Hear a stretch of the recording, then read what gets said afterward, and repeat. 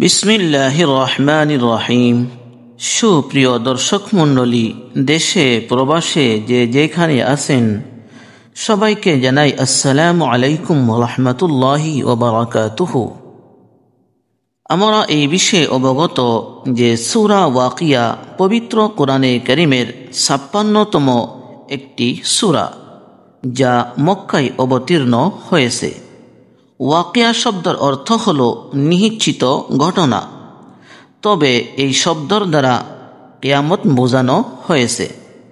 হযরতে আব্দুল্লাহ ইবনে মাসউদ রাদিয়াল্লাহু তাআলা আনহু থেকে বর্ণিত রহিয়াছে, উনি বলেন, মান ক্বারাআ সূরাতাল ওয়াকিয়াতি ফি কুল্লি লাইলাতিন লাম তুসিবহু ফাকাতুন আবাদা।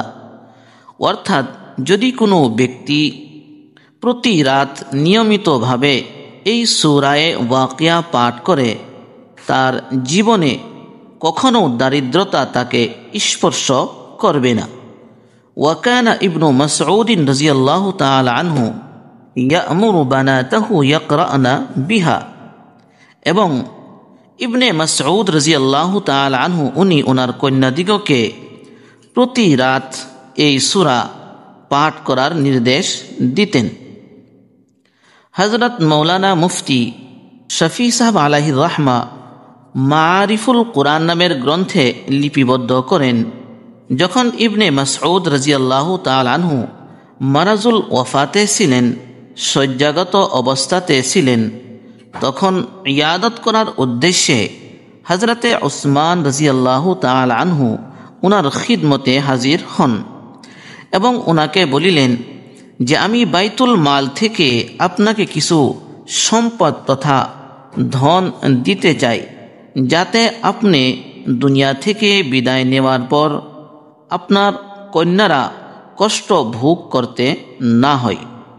উত্তরে ইবনে মাসউদ রাদিয়াল্লাহু তাআলা আনহু বলিলেন যে, এমতো করার কোনো প্রয়োজন নেই, কেননা আমি আমার কন্যাদিগকে প্রতি রাত নিয়মিতভাবে সূরায়ে ওয়াকিয়া পাঠ করার নির্দেশ দিয়েছি।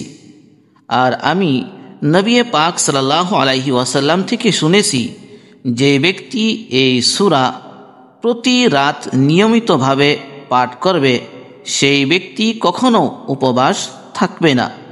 সেই জন্য এমতো ব্যবস্থা করার প্রয়োজন নেই। তবে এই আমল করার সময় কি রহিয়াছে, এই বিষয়ে ইসলামিক স্কলার উলামায়ে কেরাম বলেন যে, উক্ত সূরার পাঠ করার সময় হল মাগরিব থেকে নিয়ে ইশার আগ পর্যন্ত। আল্লাহ রাব্বুল আলামিন আমাদের সকলকে পূর্ণ বিশ্বাস ইয়াকিনের সহিত নিয়মিতভাবে এই পবিত্র সূরার আমল করার তৌফিক দান করুন। আমিন।